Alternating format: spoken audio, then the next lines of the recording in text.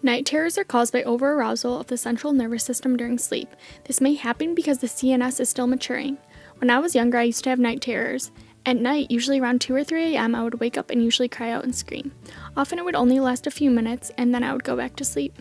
I would speak randomly. I would also sleep talk and have full conversations with my parents that I wouldn't remember in the morning. One time I spent a whole hour crying, and my parents said they kept asking what was wrong or what I needed, but I wouldn't respond. Finally, I told my mom that I wanted to talk to my dad. I then told him that I needed an orange. I then ate it and went back to bed immediately. When they asked me about it in the morning, I didn't remember at all. This decreased over time, but sometimes I would still talk in my sleep. According to Adler, birth order determines our personalities. The oldest child, which would be my brother Alec, is described as being nurturing and protective of others, smart, takes on a lot of responsibility, has power, can be hostile, and must always be right. Many of these characteristics describe him. He definitely feels like he has a lot of power, often exaggerates events, and definitely gets hostile and aggressive at times. Besides that, he is smart, kind, and protective. He really fits the big brother role because he would never let anyone hurt me. I am the baby of the family. The youngest can be referred to as realistically ambitious, pampered, dependent on others, attention-seeking, outgoing and entertaining, and wants to excel in everything. Since my brother had to take on responsibility before me, he often has to do more work than me, leaving me with a somewhat pampered lifestyle. I love to have the attention of my family and others, even though I am shy around many. I loved the spotlight as a young child and loved to have my picture taken. I have authoritative parents. My parents have always had a set of firm and consistent rules to follow since we were young children. If these rules were not followed, punishment or some sort of grounding would occur. We are always expected to do what we are asked and respond on demand because our parents are superior to us. Although they had these rules, my brother and I were always offered input in explaining ourselves or making a compromise.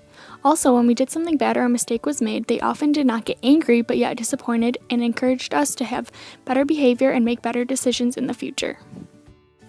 I fit into the type A personality group. I'm ambitious, have a high energy level, love competition, and get stressed easily. In my friend group, I tend not to be the calm and laid-back person. I'm usually thinking on a time schedule and get anal about certain things. When people goof off or aren't listening, I often get annoyed. I like to follow what is right and often get scared if I decide to take a risk. I also feel competition with much of what I do. Feeling very compared in most situations, this drives my competitive nature. I am also hard driving and will work as hard as I can to achieve a goal. By overcoming sickness and injuries, I will try to succeed because I feel a strong obligation not to let myself or others down. Elkind's theory of imaginary audience is apparent in my egocentric development growing up. I often felt and feel an imaginary audience and tend to overanalyze everything I say or do. If I'm sick and have to blow my nose in class, I feel like everyone will be disturbed, which often leaves me to wait a whole class period while my disgusting snot drips down my nose.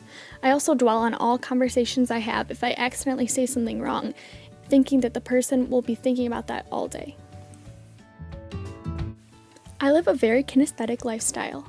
Kinesthetic sense is awareness of our movement. As a dancer, I always have to be aware of my body movement and manipulate it in ways to create dance movement. I also learn and work better when things are hands-on and involved, when it comes to education and activities out of school.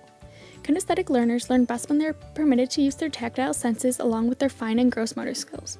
For example, it's much easier for me to learn a dance in a short time and remember it, rather than become informed on a topic by lecture. Because of my authoritative parents and birth order, I live in a comfortable environment with my parents and brother and take on a lot of responsibility. I'm self-sufficient, disciplined, and confident with the support of my family. With my type A personality, I'm organized and find importance in punctuality. I hope to become more laid back in the future and have already noticed my personality change to reduce stress. I plan on continuing to use my kinesthetic sense and stay active and integrate movement into everyday life, which will also help me minimize my stress. I hope to see these good qualities continue with me throughout my life.